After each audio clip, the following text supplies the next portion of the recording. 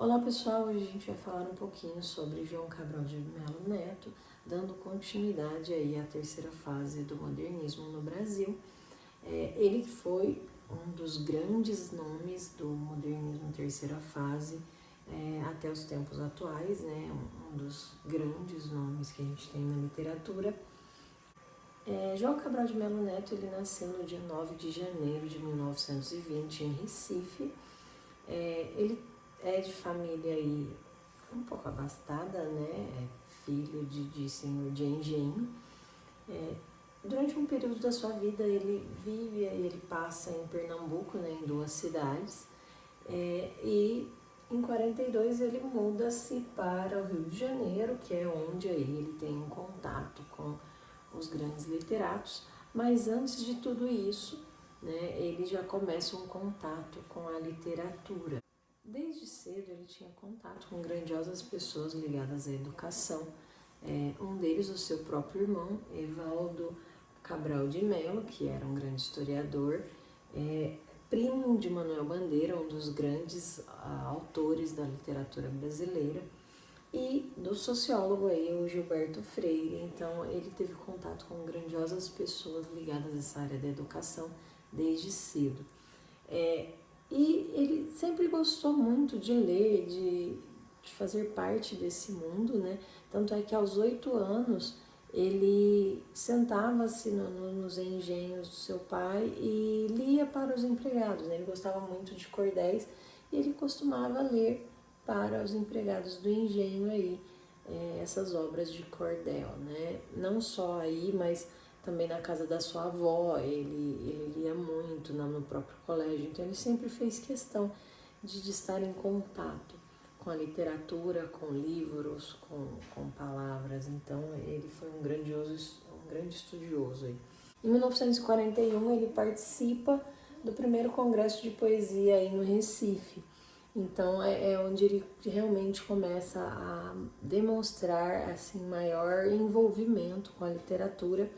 Em 42 ele muda-se para o Rio de Janeiro com sua família e é a partir daí que ele começa a ter maior contato com grandiosos escritores, grandes autores. Ele conhece Carlos Drummond de Andrade, porque ele passa a frequentar um café no centro da cidade, o Café Lafayette, onde vários autores eles se encontram e fazem aí as rodas literárias, né? Então, a partir desse momento, ele começa a ter um maior envolvimento com a literatura, pessoalmente com autores da literatura. As suas obras são Pedra do Sono, em 42, O Engenheiro, em 45, Psicologia da Composição, 47, O Cão Sem Plumas, 1950, O Rio, 1954, Morte e Vida Severina, 1956, que é a obra que o consagrou como um grandioso escritor e por causa dessa obra, todas as demais obras, assim, muitas de suas obras, elas foram traduzidas para outras línguas, para tantas outras como alemão, inglês, espanhol, francês. Então, devido a essa obra Morte e Vida Severina, depois a gente vai ver um trechinho dela, ele teve muitas de suas obras traduzidas para esses outros idiomas e ele é conhecido em muitos desses países que falam esses idiomas. Paisagens com Figuras, em 56 também, Uma Faca Só Lâmina, 1956, Quaderna, 60, Dois Parlamentos, 1960, Terceira-feira, 61, Poemas Escolhidos, 63, A Educação pela Pedra, 1966, Museu de Tudo, 75, A Escola das Facas, 80, Poesia Crítica, 82, Alto do Frade, 84, Agrestes, 85, O Crime da Cali, Relator, 1987 e Cefilha Andando, 89. Se vocês notaram, a gente tem a Pedra, né? Pedra do Sono, que é sua obra inicial, A Educação pela Pedra, 1966. Ele usa muito essa parte da pedra, né, por causa da questão da rigidez. do sofrimento, dessa coisa mais dura, mais forte. Então, ele é um poeta que usa muito esse símbolo da pedra, da seca, da fome, da miséria em suas obras. Então, isso é muito importante saber sobre João Cabral de Melo Neto. Algumas de suas características aí, que são as mais comuns em praticamente todas as suas obras. A metalinguagem. Ele é um autor metapoético, né? Então, suas obras são metapoéticas, a metalinguagem é muito bem trabalhada em sua obra. Ele frisa muito pela busca das palavras. Então, o tempo todo ele trabalha, ele usa, ele busca, ele faz todo aquele trabalho que os parnasianos faziam anteriormente em relação ao vocabulário, com a diferença que ele não se importa simplesmente com a métrica e com as rimas e vai deixando a temática de lado. Não, a temática para ele também é muito importante. Tá? Então ele tem todo esse trabalho que os parnasianos tinham anteriormente, de rigor formal, de formas fixas, das rimas.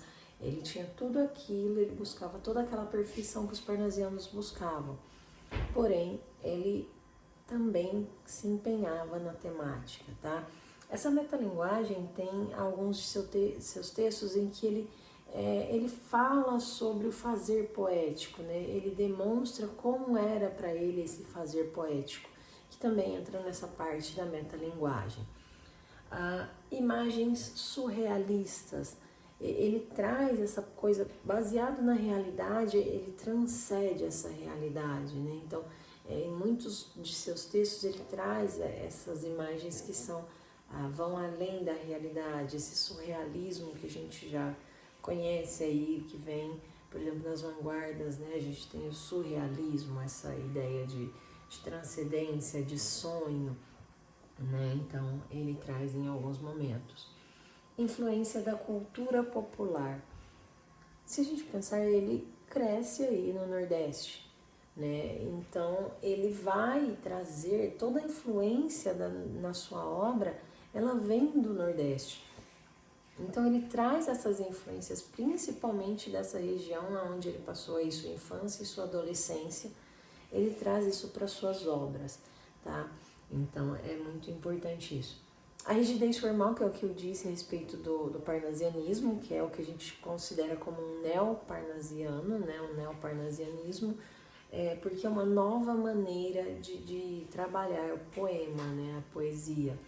Ele traz o rigor formal, a questão da métrica, das rimas ricas, das rimas fixas mesmo. Então, aquela questão, se eu ponho a BBA, é a BBA, e assim por diante. Se eu vou ter o soneto, eu tenho a estrutura do soneto, eu tenho a questão de métrica, né?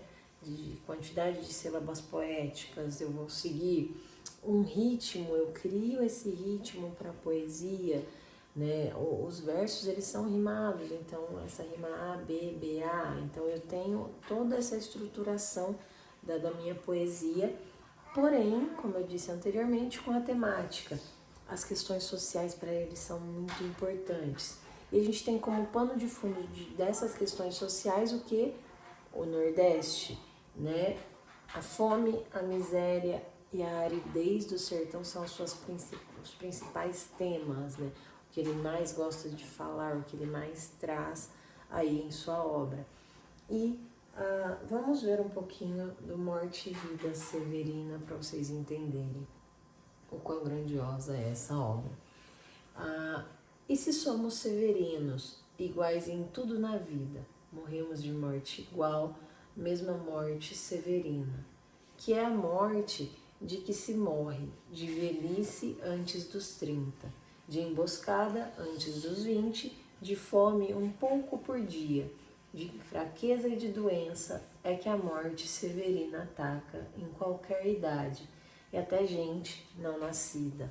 Então vejam que é muito bonito, né? A maneira como ele trabalha essa morte severina. É lindo, mas ao mesmo tempo é muito triste, né? Então, somos severinos iguais em tudo na vida. Quer dizer, todos nós severinos que vivemos nesse ambiente nordestino de seca, de fome, de aridez, todos nós morremos de morte igual. Todos morremos, então como, né? De velhice antes dos 30, quer dizer, você sofre tanto, né? O sol castiga tanto, essa fome e tudo, que a gente parece já estar velho, já ter aí muita idade por tudo que a gente já passou. Então, de velhice antes dos 30, porque o corpo ele vai realmente padecendo aos poucos, e com 30 anos já não aguenta tanto.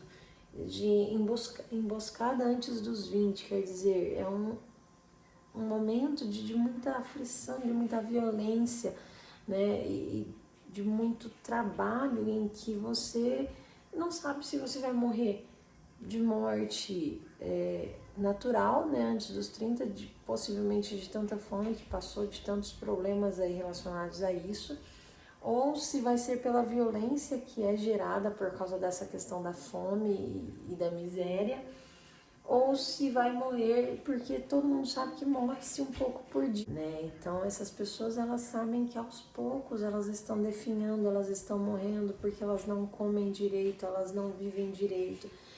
Ele retrata os retirantes que saem das suas regiões para buscar aí uma vida melhor em outras, e esse processo todo da miséria que o Graciliano Ramos já havia retratado para a gente aí na segunda fase, né? E ele fala que inclusive ataca qualquer idade, não é só as pessoas lá de 30, de 20, são pessoas inclusive que ainda não nasceram. Então é muito forte a escrita dessa obra, né? E aí a gente tem um pouquinho da importância do João Cabral de Melo Neto na poesia dessa terceira geração aí de 45, como a gente chama.